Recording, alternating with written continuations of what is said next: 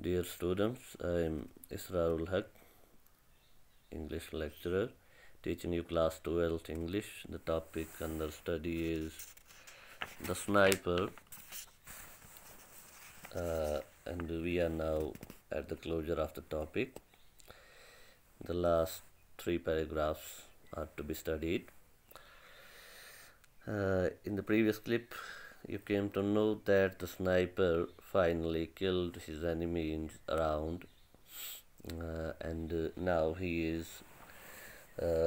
has come to his senses, and some humanitarian corner has uh, awakened in him, that he cursed war, he cursed everything around, he cursed himself, he also cursed everybody who took place in war.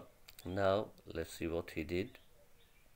He looked at the smoking revolver in his hand. He killed his enemy sniper with that revolver, and with a note he hurled it to the roof at his feet. तो इसने क्या किया, इसने गुस्से से अपने उस revolver की तरफ देखा और उसे बड़े ज़ोर से फर्श पर पटक दिया.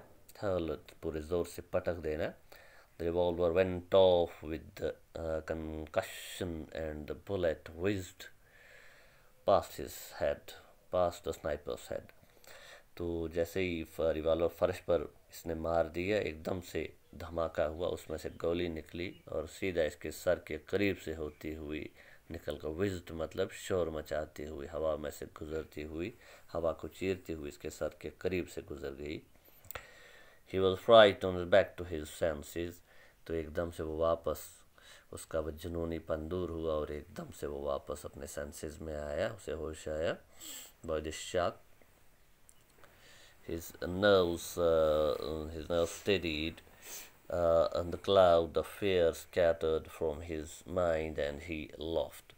तो इसकी जो नर्व्स, वो एकदम से जो इसकी जो बॉडी थी वो तन गई थी, वो एकदम से नरम पड़ गई. The cloud of fair scattered, तो जो डर इसे एक मिनट के लिए महसूस हुआ था गोली की आवाज़ सुनकर, वो एकदम से दूर हो गया from his mind, and he loft, तो उससे एक ज़ोरदार हंसी आई.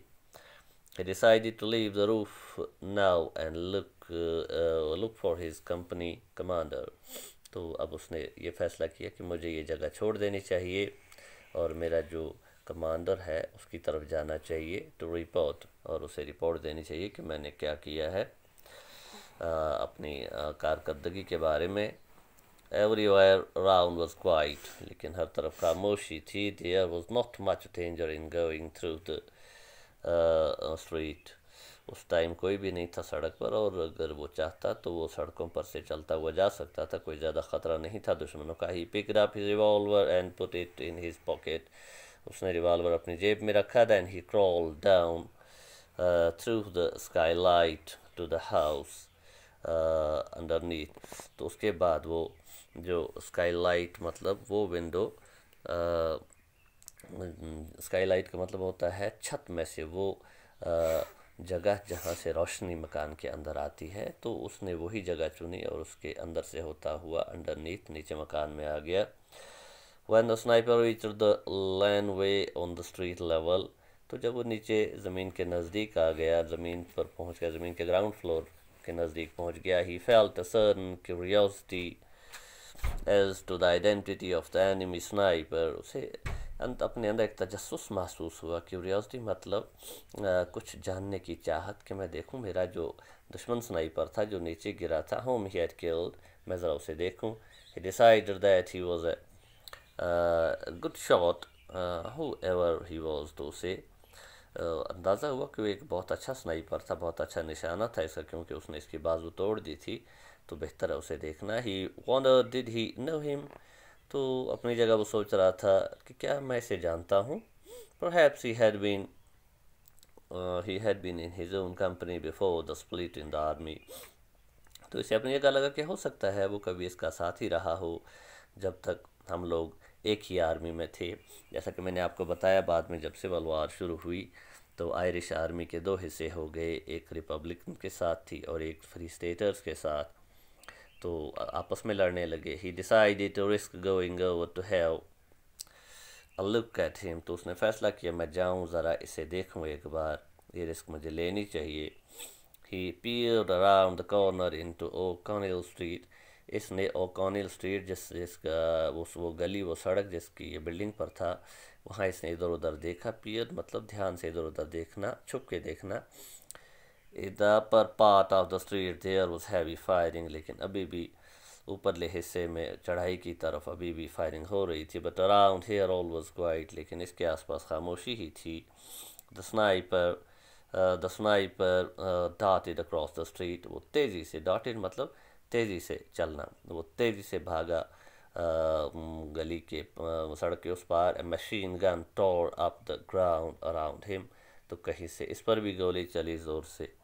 विद हेल ऑफ बुलेट्स, उसमें से हेल का मतलब है जैसे वो हेल स्टॉर्म होता है, उसमें से गोलियों की बरसात हुई।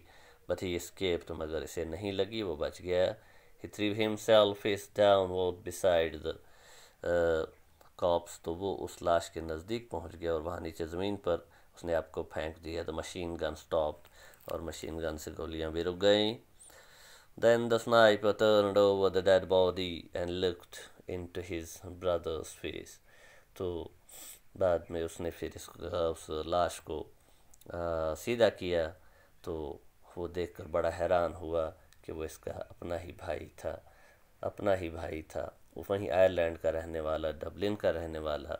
और आप देख सकते हैं कि दो भाई अपोजिट साइड से लड़ रहे थे और गोली किसी का लिहाज नहीं करती। रात के अंधेरे में इन्होंने एक दूसरे को मारा था।